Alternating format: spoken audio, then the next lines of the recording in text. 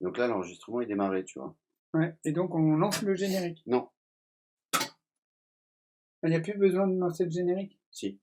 Ah, pourquoi? Non, mais t'allais le faire, hein, c'est mon boulot. Ah d'accord. Bonsoir madame, bonsoir mademoiselle, Je suis pas une poule, hein, c'est bon. bonsoir monsieur. Vous auriez pu être plus franc et faire comme dans les cours d'école, me traiter de PD. Il doit y avoir des limites. La bravitude. La réalité dans le monde, c'est que... Putain, être américain, c'est la classe. Les Français ne les supportent plus et je les emmerde. D'un coup, vous dérapez dans la fureur. C'est vous qui êtes agressif, vous en rendez même pas compte tellement votre tête est pourrie. Qu'est-ce que j'entends? J'essaie de me contrôler, mais j'ai un tempérament plutôt vif. Je vous l'ai dit qu'il était violent. Calmez-vous, calmez-vous. Moi, je veux bien que les uns et les autres aient des idées à défendre. Le problème, c'est comment on le fait. Moi, je suis pas pressé. Voilà.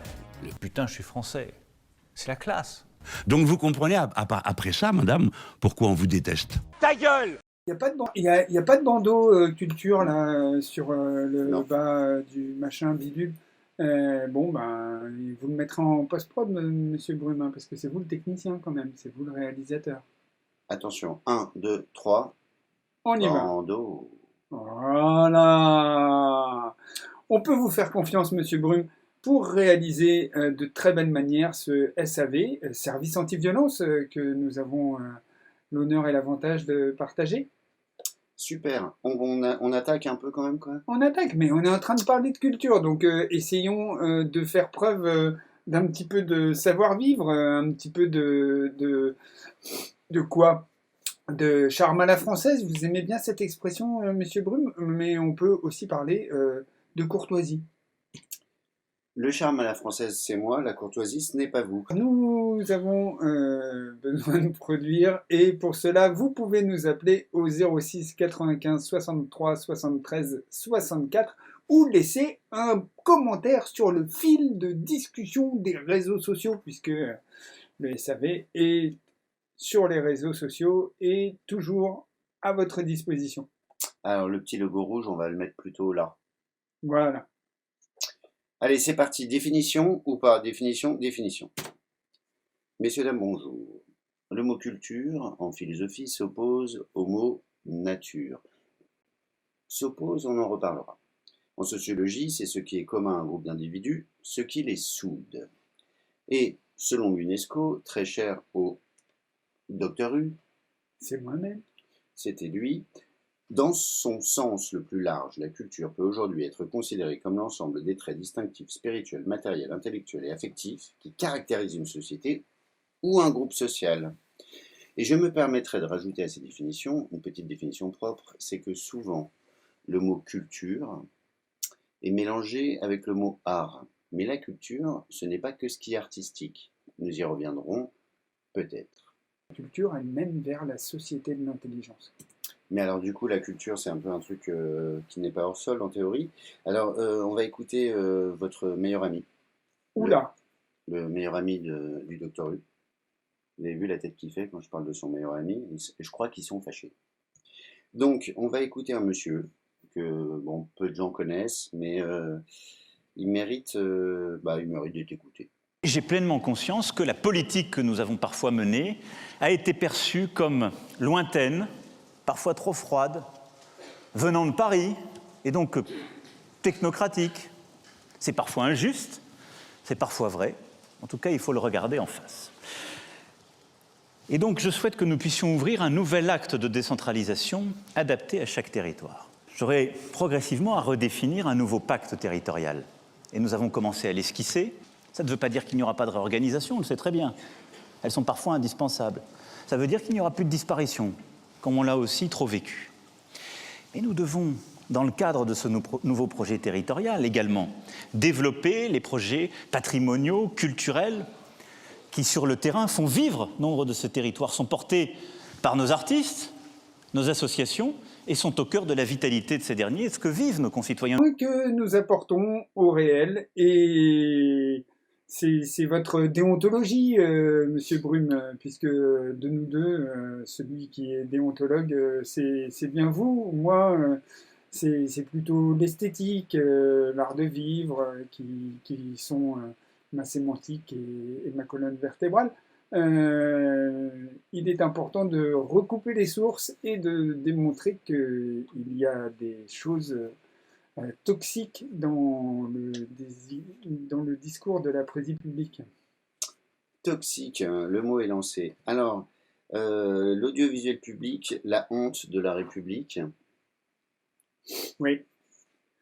Là, on peut tout de suite faire une référence directe à Monsieur Riester. Je pense que... Franck Riester pour les intimes, parce que... non, je vous interromps, c'est justement ma déontologie. Ouais, hein, c'est compliqué. Hein. On va balancer le tweet du ministre de tutelle. Hein. Quand on lit des mots d'un ministre qui ne s'est pas exprimé sur une grève qui est de son ressort, hein, et qu'on lit incompréhension et indignation au sujet de l'hommage que des collègues sont censés empêcher de faire alors que il est évident que c'est par un désespoir que les techniciens de Radio France et les journalistes, bref, tout le corps qui constitue cette belle maison se retrouve à ne plus produire pour éviter d'être étranglé, parce que c'est de ça dont il s'agit. Hein. C'est pas vrai. Je vais vous donner un exemple. Regardez, comme dirait Stromae, un ami belge, alors on danse. On parlait de Monsieur Riester, Oui. mais moi je suis pas Esther. Non, et moi je ris pas. Bon. Alors, donc, on va revenir aux extraits qu'on a entendus avant ces charmantes danseuses. Quand même, Macron il nous explique que il faut faire hyper gaffe au territoire, quoi, au local. Ouais. Hein, on est d'accord. Mais il dit aussi que l'audiovisuel public, c'est la honte de la République. Oui, ça il le dit à des gens qui sont autorisés dans les milieux autorisés. Et tu cherches le bouton? Ouais, oui. Mais on s'autorise à penser dans les milieux autorisés. Alors ça, c'est encore un autre truc. Ça a l'air de rouler le truc, mais pas du tout. Non, mais en fait, ça roule carré aujourd'hui. Bon, allez, j'interromps le docteur U pour faire quand même une petite mise en situation, parce qu'il y a des gens qui travaillent dans un groupe français qui s'appelle Radio France, donc qui est un service public. Et on a entendu notre président Macron nous expliquer à quel point il était attaché au service public dans les territoires. Mais il se trouve que il n'y a pas que la SNCF, il n'y a pas que la RATP, il n'y a pas que EDF, il n'y a pas que les avocats, il n'y a pas que les régimes spéciaux en fait qui font grève pour leur retraite. Les sénateurs. Les sénateurs aussi. Les sénateurs. Allez, l'instant Larcher. Quelques vérités. Notre régime de retraite est un régime autonome qui existe depuis 1905, dans lequel nous avons fait comme les professions libérales, nous avons fait des réserves. Aujourd'hui, le budget du Sénat, 340 millions. La cotisation employeur, c'est 2,82% issus de ce budget. Nous ne demandons pas pour le Sénat un seul euro de plus à l'État que la part du budget du Sénat qui est consacrée aux retraites. Il faut arrêter de raconter n'importe quoi. Et les réserves, elles appartiennent à qui? J'allais dire à la collectivité des sénateurs. Le taux de cotisation moyen des Français travailleurs, salariés, c'est 6,90. Chez nous, c'est plus de 15%. Voilà la réalité du taux de cotisation. Parce que le mandat est plus court. Arrêtons d'opposer les gens les uns aux autres. Donc, il n'y a pas que les sénateurs qui ont des vrais problèmes dans la vie. Et à Radio France, ils font grève depuis 3 mois, mais pas pour leur retraite. Non. Pour un truc, mais j'ai pas, enfin, c'est comme un passe Navigo. J'avais pas vu ça depuis 1 mois et demi. Là, on m'a parlé du mot travail. Tu te rends compte? Donc, à Radio France, dans le groupe Radio France, en fait, ils ont envie de travailler. Sauf que la politique qui va aider la décentralisation et la rationalisation, c'est de virer les journalistes. Ah bon? Et alors après, on demande aux animateurs, tu vas animer, et puis quand il y a une info grave, genre je sais pas, un truc un peu grave qui arrive, quoi, parce que ça arrive qu'il y ait des choses graves, hein. Vous voulez dire une épidémie, un président qui fait du déni climatique à Davos, des trucs comme ça, quoi? Je ne suis pas légitime pour en parler. D'accord. Je ne suis pas journaliste. Ok. Et les journalistes, ils sont à Pôle emploi. Ah. Ça se dit encore Pôle emploi, hein. Ça existe encore? Donc je ne saurai jamais en fait. Alors du coup, donc il y a plus de journalistes. C'est mieux d'avoir des animateurs qui n'ont pas la légitimité de transmettre l'information. Il n'y a pas de réalisateur non plus. Bah non, franchement, vous le voyez bien, Monsieur Brume, vous réalisez cette émission, est-ce qu'on pourrait se passer de vous? Bah ça m'arrangerait parce que ça me libérerait un peu de temps. Et puis un réalisateur, c'est quelqu'un qui fait un peu de création parfois. Ouais, attendez, je vais vous créer un truc. Bim. Et ben ça, un technicien, il le fait pas. Voilà. Alors après, alors la question des régions, parce que M. Macron, il a expliqué hein, la décentralisation nouvelle et tout, la révolution de la décentralisation. Alors dans ce cas-là, comment il fait pour vraiment que dans les régions, la culture, comme il disait, s'implante? Ben, il vire tous les gens qui sont en région. Ah oui, c'est comme AFIP où on enlève toutes les antennes régionales et donc ils sont pas contents, sauf qu'ils ont tort de pas être contents parce que vraiment ils comprennent pas qu'il y a une stratégie derrière tout ça. C'est comme quand de 12 000 heures de programme par an, à Radio France, ils passent à 7 000 heures en l'espace de 10 ans. C'est vraiment pour leur bien. Nous, on n'a pas la chance d'être en direct pour l'instant et on a l'intention de le faire. On va organiser très rapidement des émissions en direct, même avec du public, des gens, des intervenants, des trucs complètement dingues. On va prendre des risques. Parce que comme à Radio France, il n'y a plus de direct. Non, parce que eux, ils font des podcasts. Parce que c'est l'avenir. Et nous, on fait des podcasts et on aimerait faire de la radio. Direct. C'est dingue. Ah oui, mais c'est parce que nous, on se situe dans une optique d'anti-violence. On y reviendra. Oui, et puis peut-être aussi, comme on avait dit dans notre avant-dernière émission, d'universalité plus que de localisme et de nationalisme, peut-être.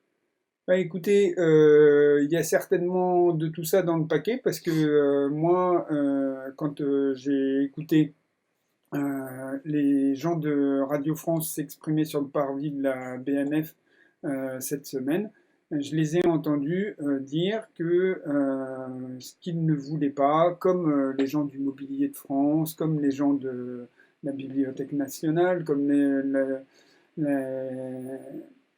les personnels de la BPI, du Centre Pompidou, les vacataires de l'ensemble des petits îlots de culture qui sont dans notre pays, tous aujourd'hui se regroupent parce que il y a le sentiment que je dis on, mais c'est pas un indéfini, c'est que le gouvernement et les exécutifs successifs ont pour stratégie de les mettre en échec, de faire partir les savoir-faire et de ne plus se retrouver avec un service public qui fait face au service privé. D'une certaine façon, on peut se demander si le fait que Radio France ait fait de si bons scores l'année dernière et que les directeurs de programme aient conçu, malgré les difficultés, des contenus qui ont intéressé les Français, n'a pas été un accélérateur pour leur enlever un quart de leurs moyens de production, parce que la vraie question, c'est est-ce qu'on fait de l'argent avec la culture, auquel cas on est une entreprise privée, ou est-ce qu'on fait un service, auquel cas on est un service public? Moi, du coup, au nom du service anti-violence, je voudrais exprimer notre solidarité. Oui, parce que nous aussi, on est un service. Absolument. Notre solidarité auprès des salariés du groupe Radio France, qui sont des gens investis, curieux, généreux, honnêtes. La preuve, c'est que leurs programmes sont les plus regardés. Donc ça veut dire que ça ne doit pas être complètement naze ce qu'ils font en fait. Et surtout, moi ce qui m'indigne et ce qui indigne le service anti-violence, et là où il y a de la violence, c'est que en fait, c'est des gens qu'on oblige à être précaires. C'est-à-dire qu'on ne leur donne pas les moyens de s'empuissanter, comme ce que nous on essaye de faire ici. On les oblige, on les contraint à la précarité. Par exemple, il y a un abus absolument incroyable des... faut que je dise ma fiche parce que c'est 4 lettres, mais elles sont tellement dingues quand c'est ce qu'elles veulent dire. CDDU. Donc c'est pas un CDD. Ouais. Non, c'est un CDD. Alors CDD, contrat à durée déterminée. Ça, Oui. on connaît à peu près. Non, là c'est un CDDU. Celui-là, il est U, sauf que il a rien à voir avec les écureuils volants. Ah non, mais alors, ce U n'est pas un docteur. Bon. Ce U, c'est l'usage. Ah, le droit d'usage. Donc on peut faire usage. Ah, c'est pas du cuissage, ça. Non, c'est pas loin, hein. Là on est dans Marivaux, hein. C'est dingue. Okay. C'est donc, ouais, t'as le droit de te marier, mais je vais baiser ta meuf avant toi. Et ben voilà, c'est ça. Oui, le charme à la française, monsieur. Ah non, là c'était l'excellence à la française.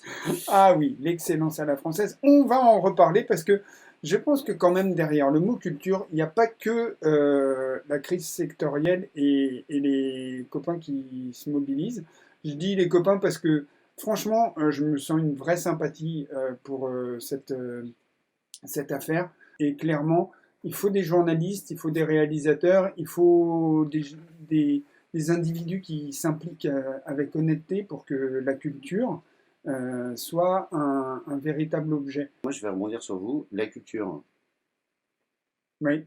Moins on en a, plus on se rétame.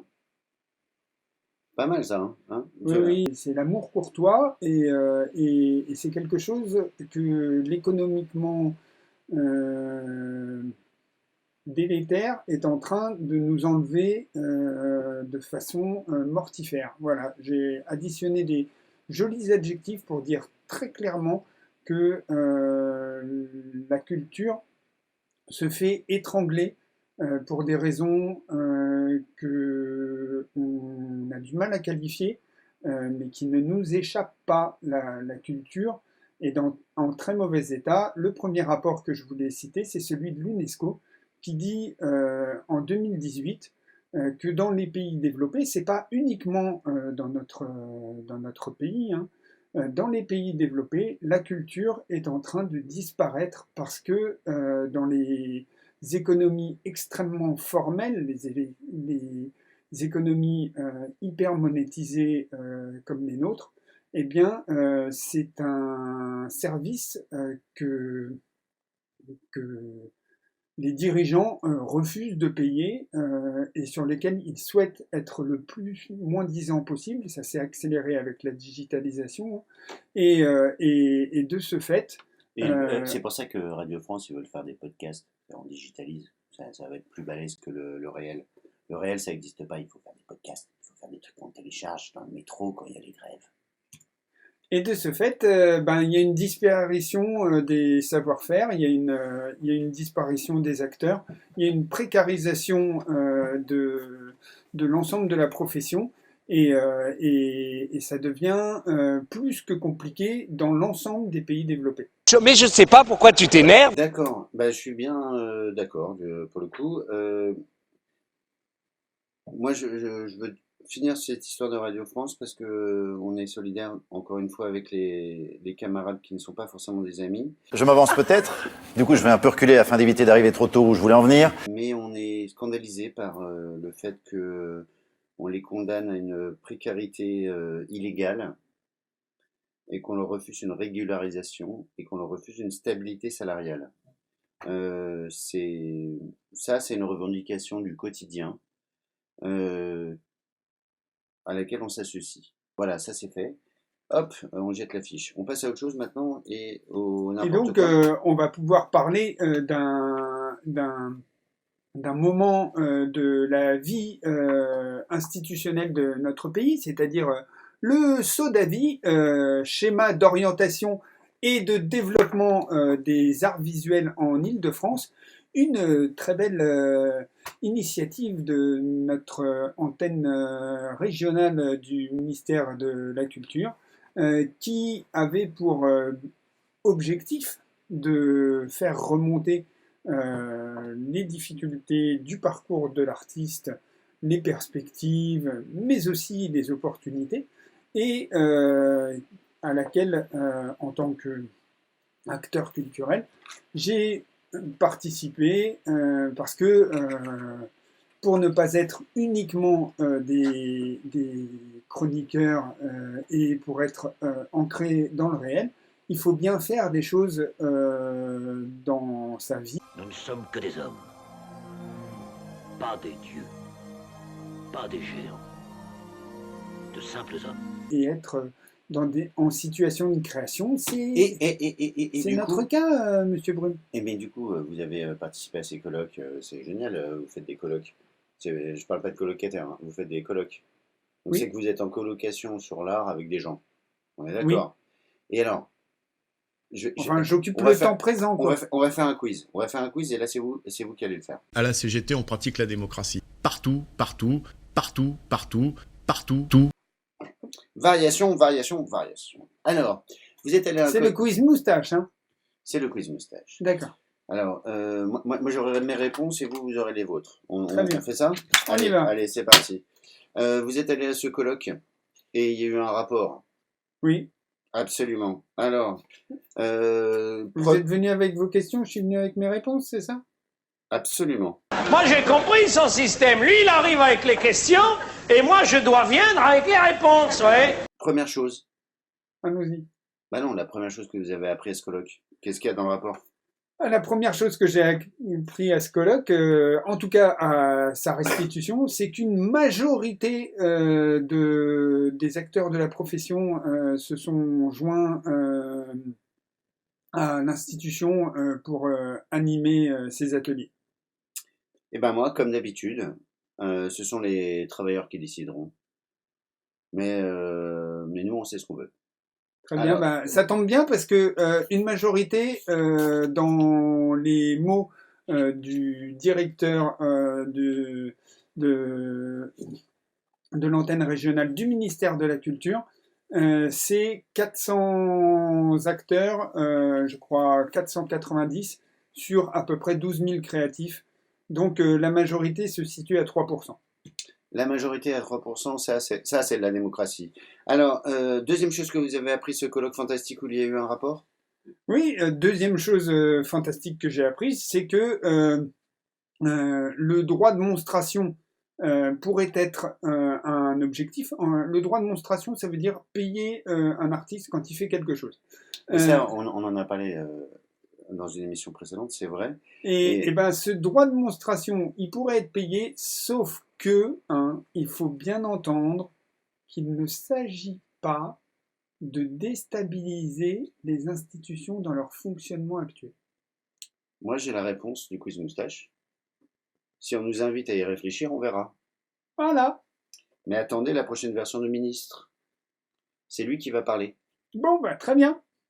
Bon, allez, on arrête le quiz moustache, c'était pas drôle. À la CGT, on pratique la démocratie. Partout, partout, partout, partout, partout. Non, effectivement, les conclusions de ce SODAVI étaient pas drôles. Les conclusions de la culture sont très ennuyeuses. Et de ce point de vue-là, moi, j'ai encore une rubrique à lancer.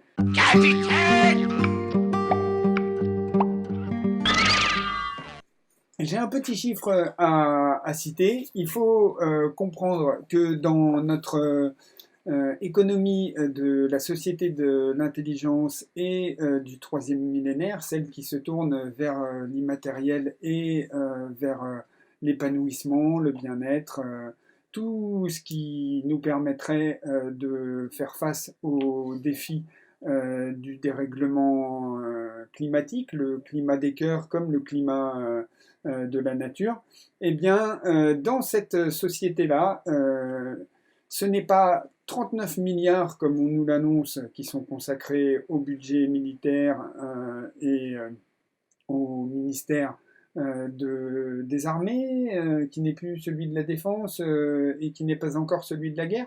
Alors ça dépend des périodes. Ça dépend des périodes. Il faut être précis. On l'appelle pas toujours pareil.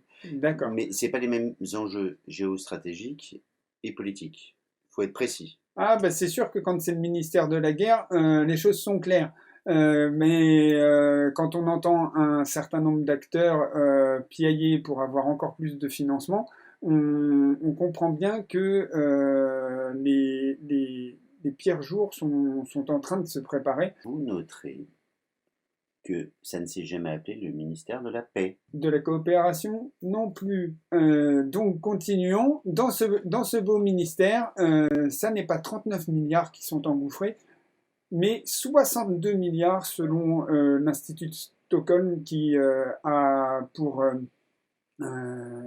établir des chiffres, une lecture des budgets des gouvernements qui est un petit peu plus inclusive, c'est-à-dire que les subventions industrielles, les crédits de recherche ne sont pas mis chez les uns, ils apparaissent chez l'autre. Donc c'est 62 milliards qui sont engouffrés dans la destruction et c'est à mettre en comparaison avec les 3 milliards du budget de la culture, c'est-à-dire 20 fois moins dans notre pays qui a une telle force muséale que nous sommes une des premières destinations touristiques du monde et que même certains disent que tout le monde nous passe dessus. C'est l'exception culturelle. C'est l'exception culturelle française.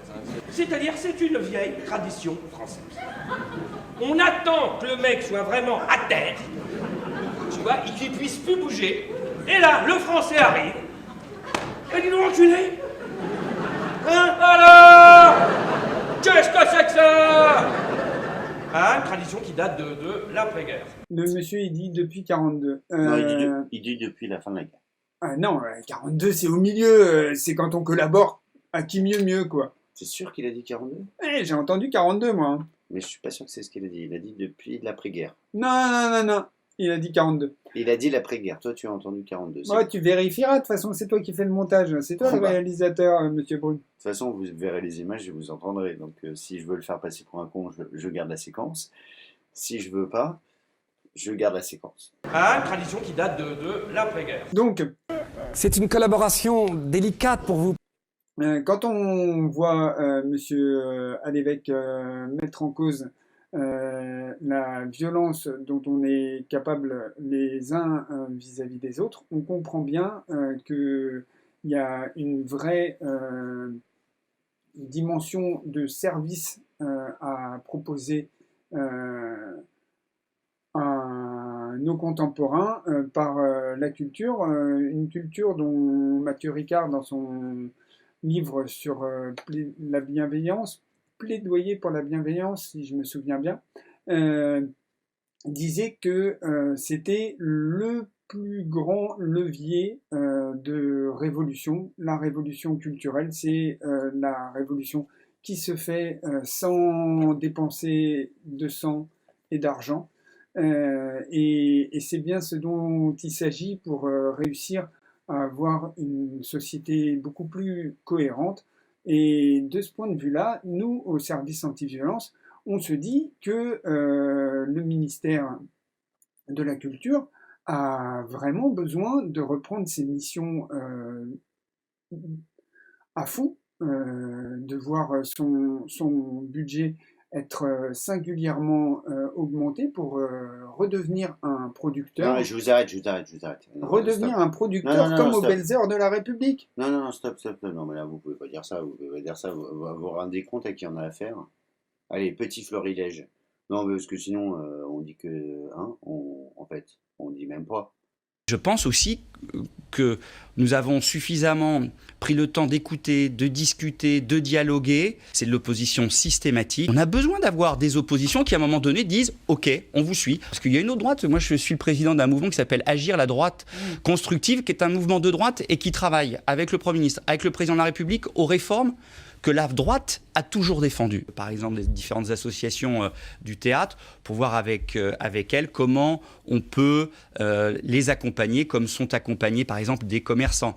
L'idée, c'est d'accompagner comme on accompagne les commerçants ou les artisans qui sont touchés directement par le conflit. Ils peuvent partir à partir de 40 ans, mais ils sont mis d'une certaine façon à leur retraite d'office à 42 ans. Vous supprimez leur régime spécial, Franck Riester? Oui, comme tous les régimes spéciaux, à ces femmes et à ces hommes qui ont consacré leur vie à la danse. Une grève qui dure et qui est aussi dans votre secteur, qui n'a rien à voir avec la retraite, c'est une question de suppression de postes, 300 postes supprimés à Radio France sur 4400 CDI.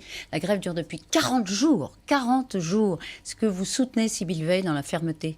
Les syndicats disent elle tape trop fort, on n'a pas besoin de ces économies, ou alors faisons-les autrement. Écoutez, nous, on a fixé une trajectoire financière 2018-2022 à l'audiovisuel public, notamment Radio France. On demande 20 millions d'euros, on baisse de 20 millions d'euros la contribution à l'audiovisuel public pour Radio France. Et dans sa réflexion stratégique, Sybille Veil prend en compte cette réalité-là et l'autre réalité, qui est la nécessité de transformer l'organisation de l'entreprise pour tenir compte de la révolution des usages et des technologies. C'est pas à moi de rentrer en détail dans l'organisation du plan de transformation de la direction de Radio France. Juste par parenthèse, vous ne regrettez pas le tweet que vous avez publié la semaine dernière, le jour de Charlie Hebdo, du 7 janvier. Vous avez fustigé le syndicat, la CGT en l'occurrence, qui perturbait les antennes ou un autre... J'ai pas fustigé la... Je vais vous dire exactement, je crois qu'on peut le voir là, jour anniversaire. Les syndicats, les grévistes font annuler sur les antennes des émissions traitant de la liberté. Il se trouve qu'aujourd'hui, effectivement, ce sont quelques grévistes. Radio France. Ce sont quelques grévistes qui, aujourd'hui, peuvent bloquer les antennes. Je comprends rien du tout. Bon, d'accord, c'est peut-être pas avec celui qui nous fait pas rire qu'il faut lancer un truc comme celui-là. Seulement, je le redis, nous, par exemple, au service anti-violence, on n'est pas contre être des salariés du ministère de la Culture. On veut bien que le ministère de la Culture ouvre une ligne de production pour s'occuper de la création contemporaine. Et qu'on fasse des choses avec eux. Il y a vraiment un très très gros souci dans notre pays avec un ministère qui ne fait que gérer de la dépense et qui ne fait que sponsoriser l'art d'hier. Moi, dans le Sodavi, j'ai parlé d'un problème qui a soulevé beaucoup d'étonnement et aussi beaucoup de résistance. J'ai parlé de ce qui s'appelle l'inaliénabilité des œuvres d'art. Est-ce que vous savez ce que c'est que l'inaliénabilité des œuvres d'art, Monsieur Brun? Bah, visiblement, vous non plus, vous n'arrivez même pas à le dire. Eh bien, cette fameuse inaliénabilité des œuvres d'art, c'est quand on a acheté une œuvre dans le cadre d'une mairie, dans le cadre d'une région, dans le cadre de l'État, et que cette œuvre, on n'est pas en mesure de la revendre. On ne peut que la donner à un fonds qui se trouve au niveau au-dessus. C'est-à-dire que si vous êtes une mairie, vous pouvez la donner à la direction régionale. Si vous êtes l'État, vous êtes obligé de le mettre dans un musée. Mais Trump, il ne va jamais acheter un truc pareil. Enfin, non. Enfin, si c'est moche, Trump, il ne va pas se faire chier à l'acheter. Il est au-dessus de l'État. Ok, je pensais pas qu'on ferait l'émission Trump au milieu de l'émission Culture. L'émission on Trump, la fait pas, mais c'est un exemple. Mais j'ai cherché un truc qui était au-dessus de l'État.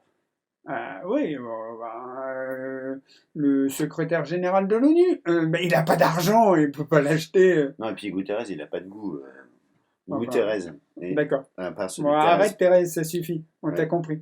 Donc, Monsieur Brum, disons-le, l'inaliénabilité des œuvres d'art, ça fait que dans les mairies, aujourd'hui, il y a des entrepôts entiers à gérer avec des œuvres d'art qui ne servent à personne, qui sont invendues et dont Le Monde a même fait un papier pour dire que beaucoup disparaissaient dans les maisons secondaires des adjoints et autres élus parce que c'est la seule manière de leur donner une nouvelle destination à ces choses perdues.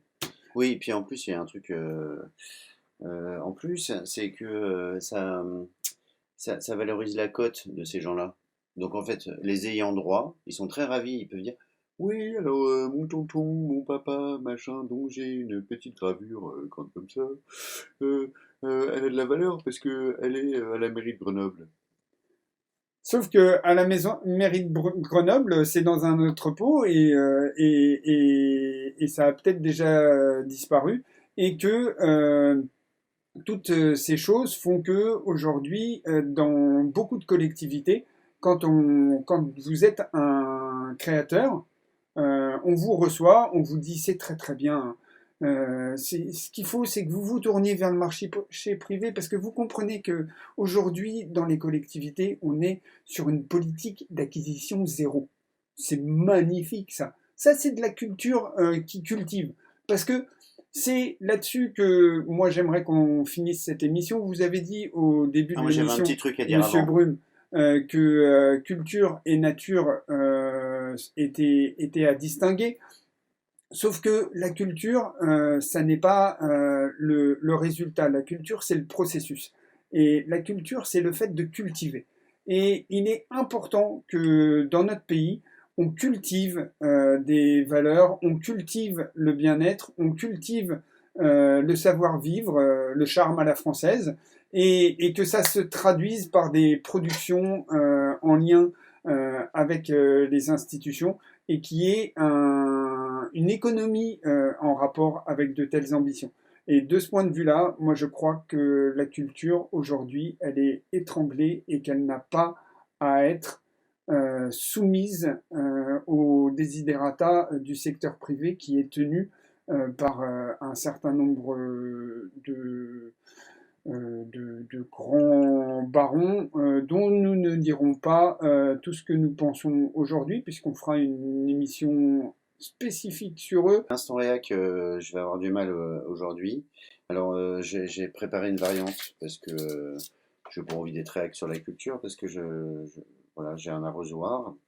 Alors je vais vous montrer un truc pour vous montrer que la culture, en fait, c'est pas à la portée de tout le monde. Dans la déviance artistique qu'on a évoquée en début d'émission. Allez, on regarde ça. C'est absolument brillant comme rhétorique. Bon, disons que c'est ce qu'on appelle un aphorisme ou un haïku, suivant les cultures. C'est fantastique. Alors, comme on n'a pas le temps, parce que c'est la fin de l'émission, je vais demander au docteur de me donner un chiffre entre 1 et 10. Donc je vais, pour montrer que c'est pas faux, j'ai pris des notes, hop, comme ça, comme d'habitude, hop, avec plein de trucs. Alors il va me donner un chiffre entre 1 et 10, et puis je vais lui proposer une variante, un peu moins con. Eh ben, ce sera le 8. Et peut-être, le 8. Voilà. Par contre, je compte. Je tourne la page, donc c'est de l'autre côté. Faudra nous enlever ça au montage, monsieur U, hein, parce qu'il faut réaliser cette émission, faut qu'il y ait du rythme. Très bien. Alors, Macron n'y pense même pas?